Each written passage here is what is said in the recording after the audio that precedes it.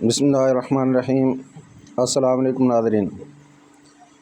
ناظرین، ایران اسرائیل امریکہ جنگ میں نئے اعداد و شمار سامنے آ گئے ہیں۔ اسرائیل کو بھاری اقتصادی نقصان پہنچا ہے۔ امریکی فوج نے جانی نقصان کم رکھا اور ایران میں کئی شہریوں کی شہادتیں ہو گئیں اور مالی نقصان بھی کافی ہوا۔ مشرق وسطیٰ میں جاری کشیدگی ایک نئی سنگین کی سطح پر پہنچ چکی ہے۔ آج ہم آپ کو بتائیں گے کہ اسرائیل، امریکہ اور ایران کو کس حد تک نقصان پہنچا ہے اور اس جنگ کا اثر خطے پر کس طرح بڑھ رہا ہے۔ ایرانی میزائل حملوں اور جوابی فضائی کارروائیوں کے بعد اسرائیل کو شدید نقصان پہنچا ہے۔ متعدد شہروں میں دھماکوں اور تباہی کی رپورٹس ہیں۔ حکومتی اعداد و شمار کے مطابق اقتصادی نقصان تقریباً $20 ارب تک پہنچ چکا ہے اور شہری انفراسٹرکچر کو، رہائشی عمارتوں کو اور کاروباری مراکز کو شدید نقصان پہنچا ہے۔ اسرائیل نے فضائی دفاعی نظام آئرن ڈوم کے ذریعے بہت سے حملوں کو روکا، لیکن بعض علاقوں میں براہ راست نقصان ہوا۔ امریکہ کی صورتحال: امریکی فوج نے خطے میں مضبوط دفاعی پوزیشن برقرار رکھی۔ بڑی جانی نقصان کی تصدیق نہیں کی گئی۔ امریکی فوجیوں میں ہلاکتوں کی تعداد سامنے نہیں آئی، تاہم امریکی اڈوں، طیاروں اور دفاعی اثاثوں کو نقصان پہنچا ہے، جن کی مرمت اور بحالی کے لیے بھاری اخراجات درپیش ہیں۔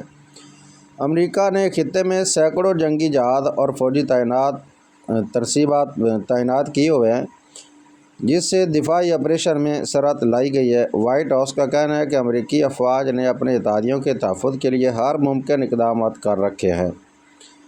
ایران نے بھی حملوں کے دوران بھاری جانی اور مالی نقصان برداشت کیا۔ ایران میں 200 سے زائد شہری وہ جام شہادت نوش کر گئے اور سینکڑوں زخمی ہوئے۔ مصدقہ اطلاعات کے مطابق ایک اسکول پر حملہ ہوا، اس میں تقریباً 80 سے زیادہ معصوم بچیاں شہید ہو گئیں۔ ناظرین، امریکہ اور اسرائیل امن کے نام پر بے گناہ بچوں کو شہید کرتے ہیں اور پھر وہ دہشت گردی کا دھبہ مسلمانوں کے چہرے پہ مال دیتے ہیں۔ اور ایران کو سب سے بڑا بھاری جانی نقصان پہنچا۔ ایرانی سپریم لیڈر آیت اللہ علی خامنائی کی شہادت سے کہ جس نے طاغوتی طاقتوں اور فرعون کے سامنے جھکنے سے اپنا سر کٹانا مناسب سمجھا اور وہ فرعون کے سامنے نہیں جھکے۔ ایرانی حکام نے اعلان کیا ہے کہ وہ اپنے دفاع کے لیے مزید کارروائی جاری رکھیں گے۔ عالمی برادری نے کشیدگی میں کمی اور فوری جنگ بندی کی اپیل کی ہے۔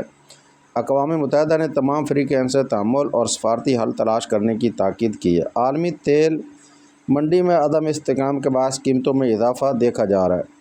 ناظرین، یہ تھی آج کی صورتحال، جو کل کی جنگ کے بعد سے ہونے والے نقصانات ہیں ان کی مکمل رپورٹ۔ اور اس ساری صورتحال کے بعد پتہ یہ چلتا ہے کہ مسلمان حکومتوں کے پاس نہ ہی تو اپنی کوئی پالیسی ہے اور نہ ہی کوئی واضح حکمت عملی ہے۔ ناظرین، مشرق وسطیٰ میں جاری تنازع نہ صرف انسانی جانوں کو متاثر کیا ہے بلکہ خطے کے معاشی اور سیاسی توازن کو بھی ہلا کر رکھ دیا ہے۔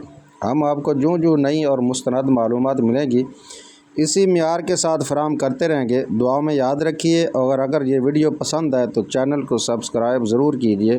السلام علیکم ورحمۃ اللہ۔